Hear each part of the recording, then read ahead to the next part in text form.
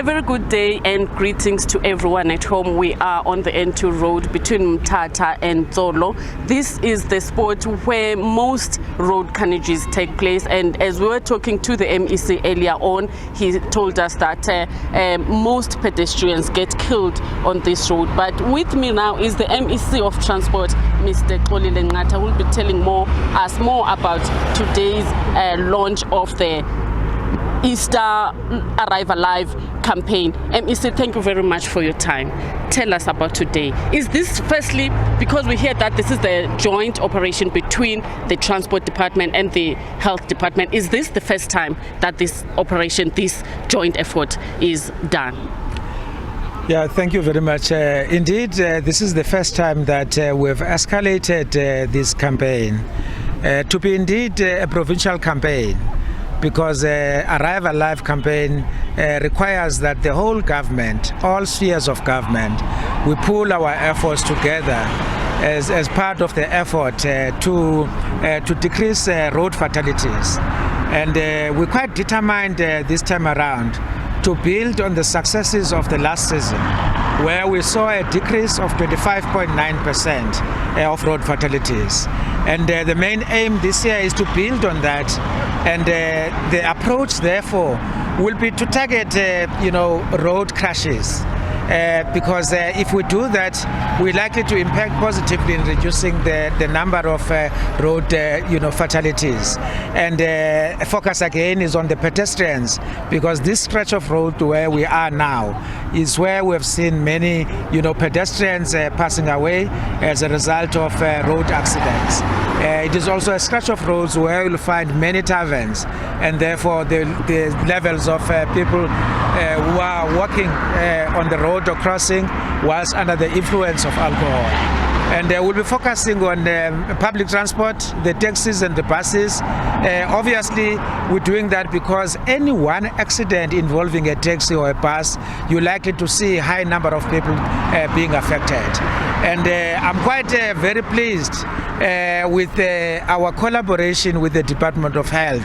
The MEC of Health, MEC Mthatha, she has brought her team here and to demonstrate their readiness in terms of ambulances, in terms of response capacity, because the level of speed of which we're able to respond in an accident also build that capacity to be able to save lives at the same time, because the sooner we respond, the more we are able to save more lives, whilst the main target is to prevent road crashes. You've been here since 7 this morning. Any arrests that have been effected or any issuing of fines?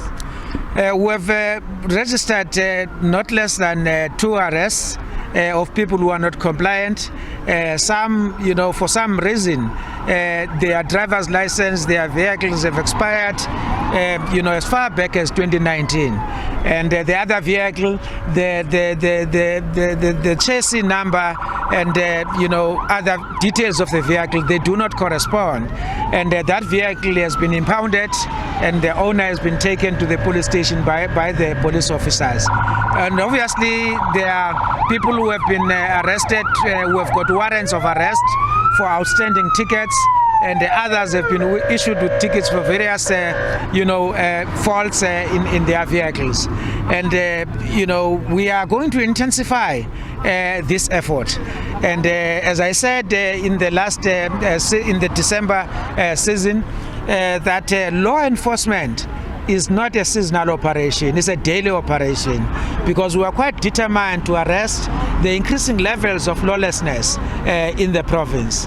And we appeal to people to comply, for if we find anyone not compliant, as we have done today, the law will take its course. We'll have no mercy. MEC, lastly, the extreme weather conditions that have a very huge and bad impact on the condition of roads, because it's been raining. We've seen some roads in Port St. John's having been collapsed due to the floods. What exactly are you going to do to make sure that the condition of road is improved?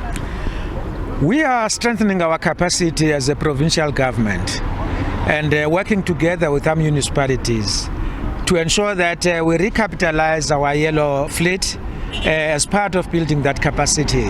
And we've got service level agreements with various municipalities at strategic municipalities which are disaster prone areas as part of building own capacity to adapt with the reality of climate change, because it's here to stay.